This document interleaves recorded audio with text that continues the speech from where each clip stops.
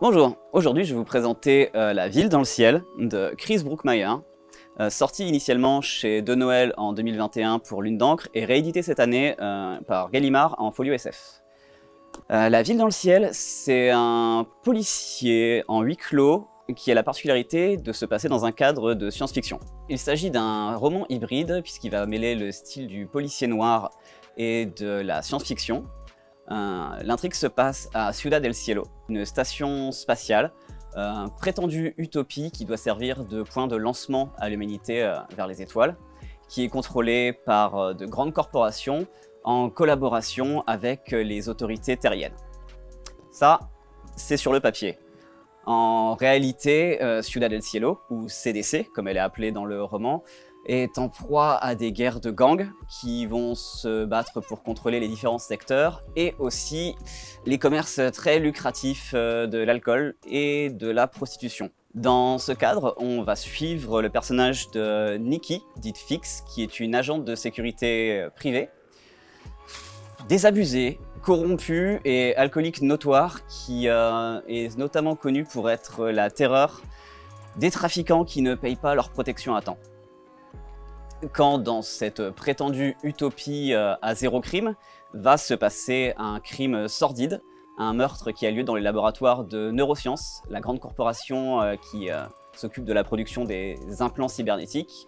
Eh bien Nikki, on va lui coller dans les pattes la jeune Alice, envoyée depuis la Terre, qui est une inspectrice naïve, très droite et qui va vite déchanter. On va suivre ces deux femmes que tout oppose, qui vont devoir collaborer pour élucider ce meurtre, puis d'autres meurtres qui vont avoir des répercussions en fait sur l'ensemble de Ciudad del Cielo.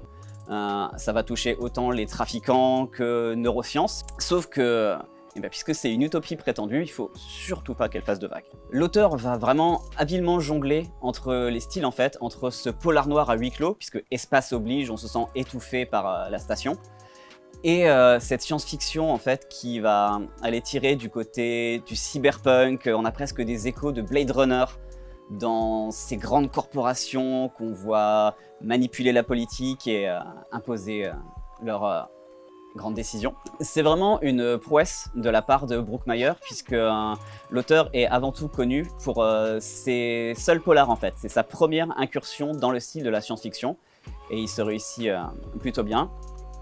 D'ailleurs, c'est vraiment ce qui m'a plu dans ce roman, en fait, c'est cette SF dystopique et qui, pour le meilleur ou pour le pire, en fait, elle est palpable, à portée de main.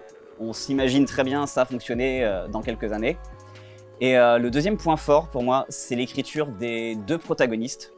Je dis protagonistes parce qu'elles sont pas vraiment des héroïnes et on va se plaire à les détester et les apprécier dans le déroulement de l'histoire. Mais elles bénéficient vraiment d'une très belle écriture, tout en nuances, jamais en archétype, et qui va leur permettre de subir un réel développement de caractère. Pour conclure, je dirais que La Ville dans le ciel, c'est vraiment une lecture haletante, presque un page-turner, tant on a envie d'avancer dans l'histoire et de voir à quel point les intrigues de grandes corporations se mêlent au meurtre et à la morale de cette société transhumaniste. Et justement, le livre est une vraie réflexion sur l'humanité, la transhumanité et le rapport au soi.